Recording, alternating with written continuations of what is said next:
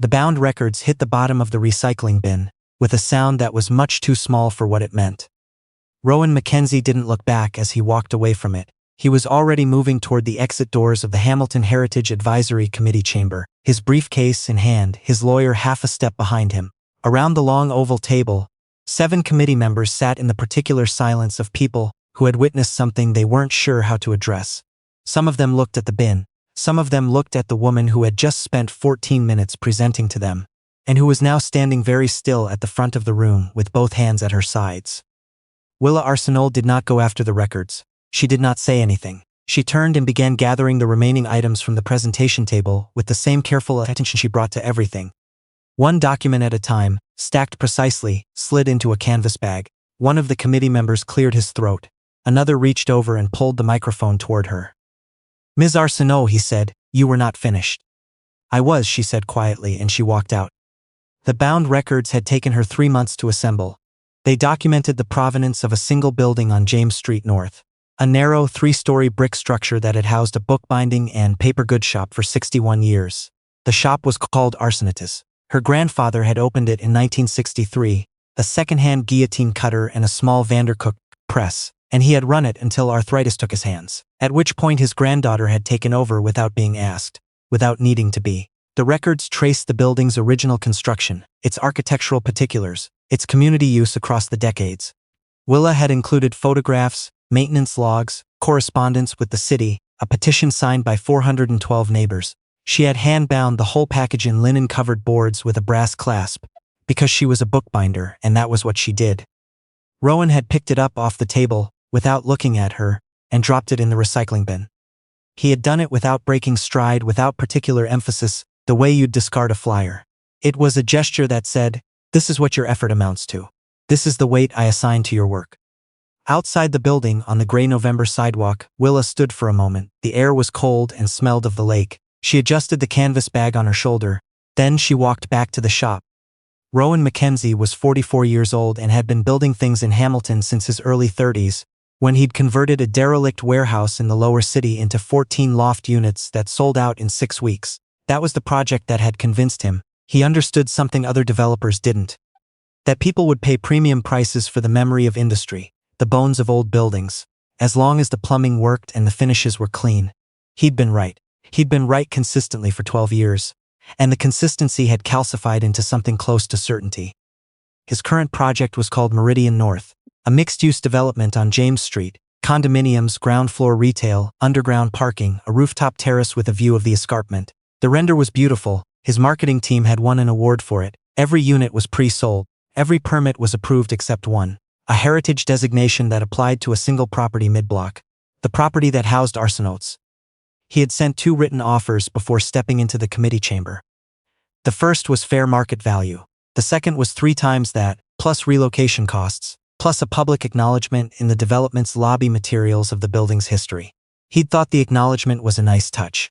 His assistant had thought so too. Willa Arsenault had sent back a handwritten note on pale blue paper thanking him for his offer and explaining that she was not interested in selling, relocating, or being acknowledged. The note was polite in the particular way that made politeness feel like a door being gently, firmly closed. Rowan had gone to the committee hearing because he was not accustomed to doors remaining closed. He'd expected bureaucracy, process, a manageable delay.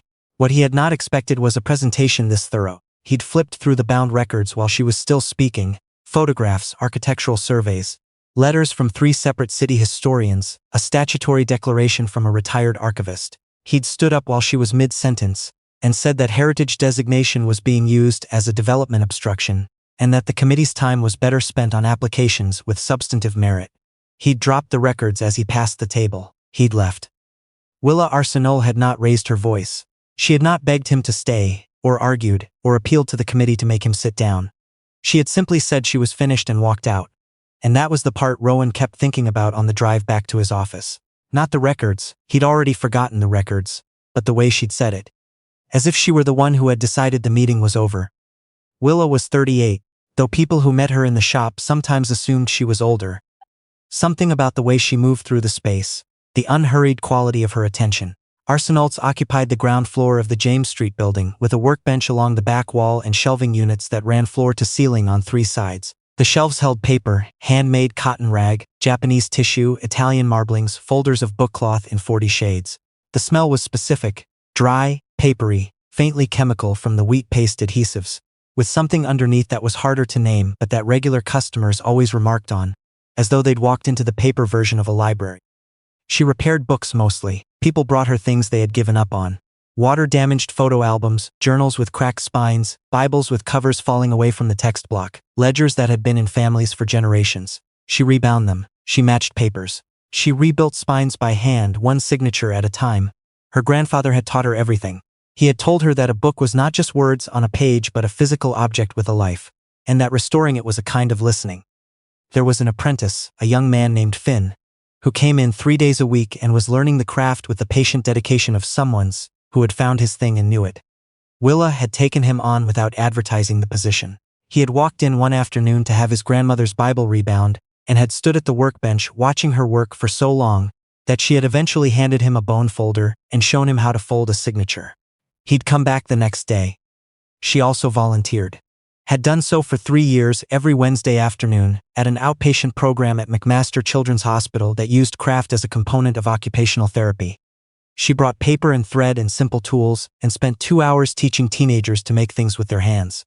Bookmarks at first, then pocket journals, then proper Coptic stitch bindings with exposed spines and boards covered in cloth.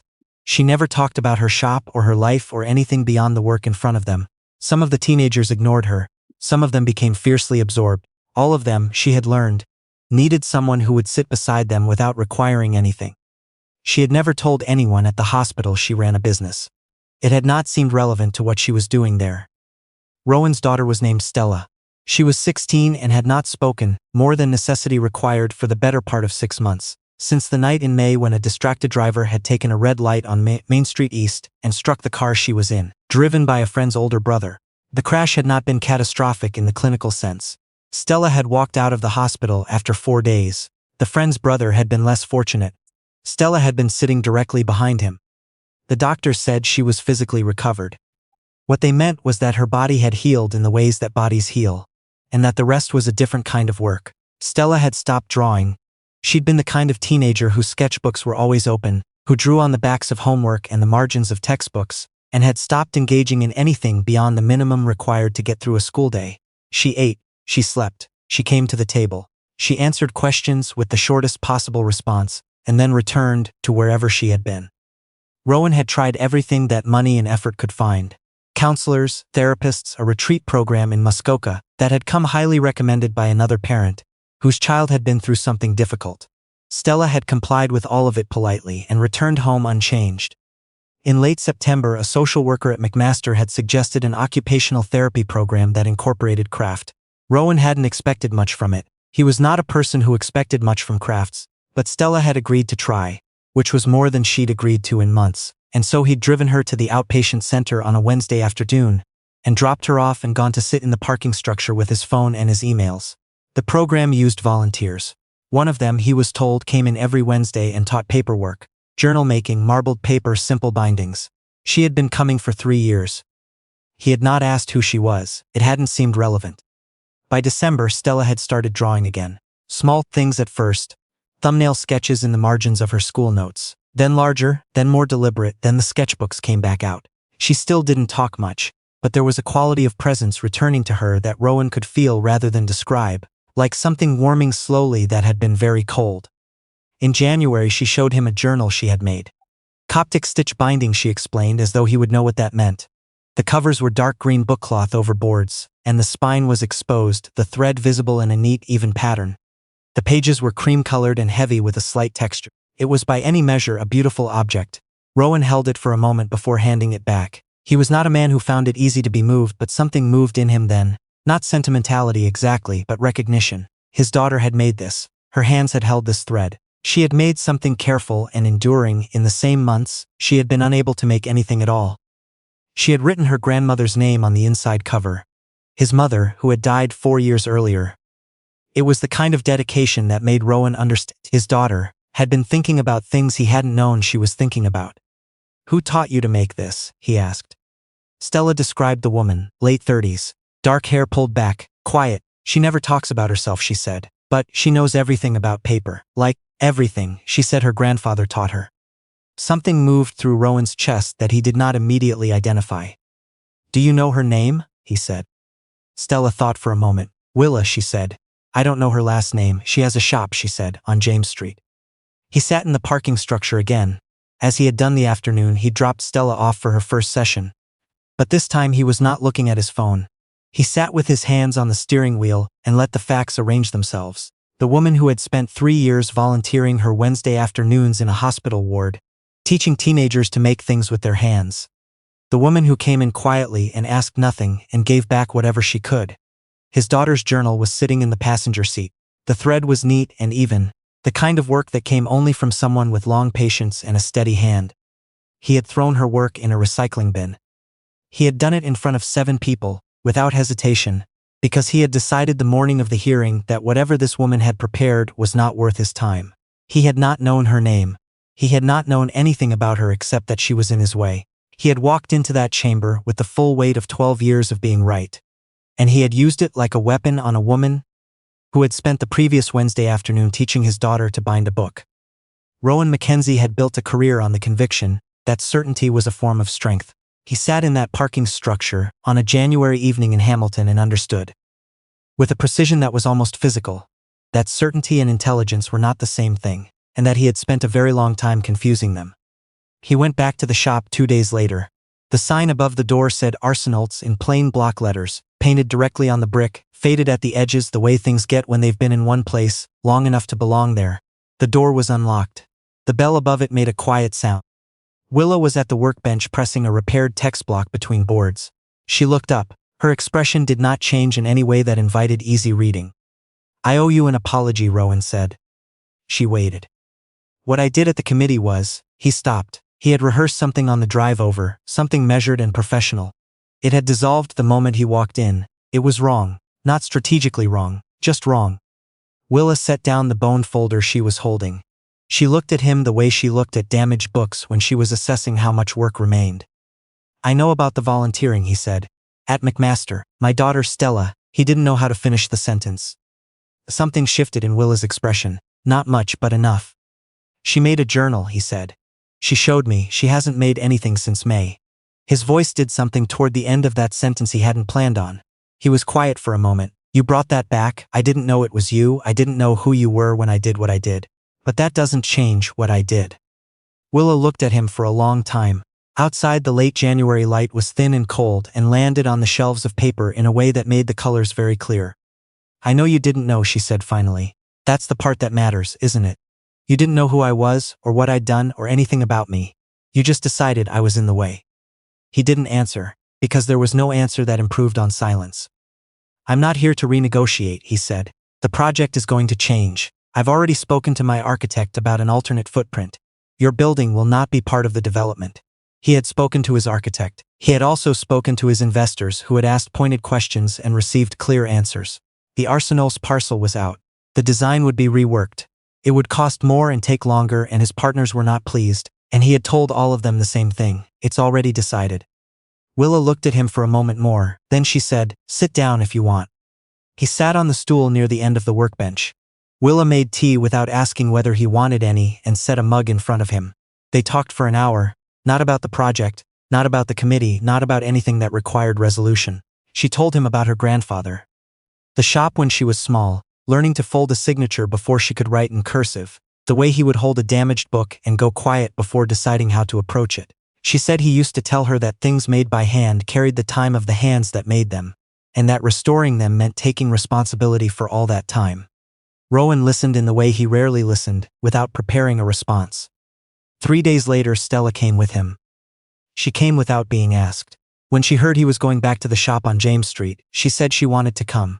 He didn't ask why. They drove over together on a Sunday afternoon, and Stella walked through the door and went directly to the workbench and said, with more words in a single sentence than she'd used in months, "Is this the same kind of press my grandfather used to use?" Willa looked at her. How do you know about Vandercook presses? I found some letters, Stella said, in a box in my dad's storage unit, old letters, to my grandmother. She pulled out her phone. She had photographed the letters the way teenagers document the things they find important. She handed the phone to Willa. The letter on the screen was dated November 1987. The handwriting was careful and slightly formal, the kind of penmanship taught in schools of a certain era. It was addressed to a Mr. Gerard Arsenault.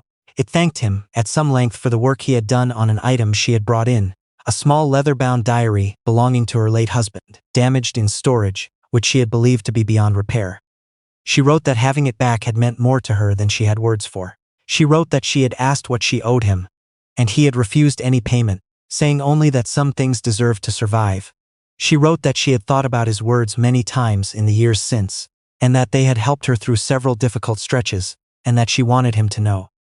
At the bottom, pressed between the last page and the envelope, was a small dried flower, a sprig that had lost its color but kept its shape, the small star-like form of a wood anemone. Willa stood at the workbench holding the phone and did not speak. Her grandfather had died in 2019. She had inherited the shop and everything in it, including a filing cabinet in the back room that she had been slowly working through for years. She had not yet reached the folders from 1987. She walked to the filing cabinet. She opened the third drawer and moved through the folders until she found the one labeled Mackenzie, M. 87. Inside was a carbon copy of a receipt marked no charge and a note in her grandfather's handwriting. Husband's diary, war years, bad water damage, worth the time. She set the folder on the bench between them. Rowan picked it up. He read the 4 words his mother had written that November, before Rowan was born, to a man she would never meet again. He thought about the winter his mother had described to him once, the worst year of her life, when her husband had been gone only a short time and she had very little, and had found something at the back of a shelf she thought was ruined and had carried it to a shop on James Street, not expecting anything, and come home with it whole. She had never told him the name of the shop. His daughter was standing very still beside him, reading over his arm. "She never told me about this," he said. "She probably thought it was too small a thing to tell," Willa said. "People don't always know which things are the big ones." The amended plans for Meridian North were filed with the city in March. The development was redesigned around the James Street building, which remained standing, its brick facade intact, its hand-painted sign unchanged, its window boxes ready for spring. Rowan's architect had said privately that the constraint had been clarifying. It forced a better courtyard configuration than the original render, and 2 reviewers who covered the project in the architecture press later singled out the preservation decision as the design's most considered feature. Rowan did not comment on it publicly. He did not need the credit. The formal heritage designation for Arsenault was approved in April. Willa received the letter on a Thursday afternoon, between a morning of repairs and the evening class. She read it at the workbench, then pinned it to the corkboard above the press where her grandfather used to post things he wanted to remember. Stella came in on Saturdays now. She was learning kettle stitch, then a long stitch binding that required a tolerance for slow, exacting progress. She brought her sketchbooks, and sat at the far end of the bench, and drew while the Saturday group worked, and sometimes she showed Willa what she was drawing, and sometimes she didn't, and both were perfectly fine. In May, Willa finally reached the 1987 section of the filing cabinet. There were 12 folders from that year. Inside the Mackenzie folder, behind the carbon copy, she found something she had missed the first time. A second note in her grandfather's handwriting, small and separate, written on a scrap of craft paper. It said, "Remind her the things that survive are the ones that get taken care of. Tell her that means her too." He had never sent it. He had written it and kept it, and she had found it 37 years later, in a shop that was still standing, in a building that would now stand longer than anyone in that room had planned. Outside, through the long windows that faced the street, the new construction rose around the block in clean vertical lines, steel and glass and considered intention. And at the center of it, one narrow brick building with a hand-painted sign and a door propped open to the spring air, the way it had been propped open since 1963. Some things deserve to survive. Her grandfather had said that once to a woman he would never meet again, and she had carried it with her for the rest of her life, and raised a son who had tried to tear down the place where it was said, and that son's daughter had walked through the door and found her way back to something she had nearly lost, and none of it had been arranged by anyone. That was the part that stayed with Willa, long after everything was settled. Not the designation letter, not the building, not even the letters. Just the fact that her grandfather had known, without knowing he knew, that the work done quietly and without recognition would last longer than the work done for profit. That kindness laid down with care like end papers becomes part of the structure. You don't always see it holding, but it holds.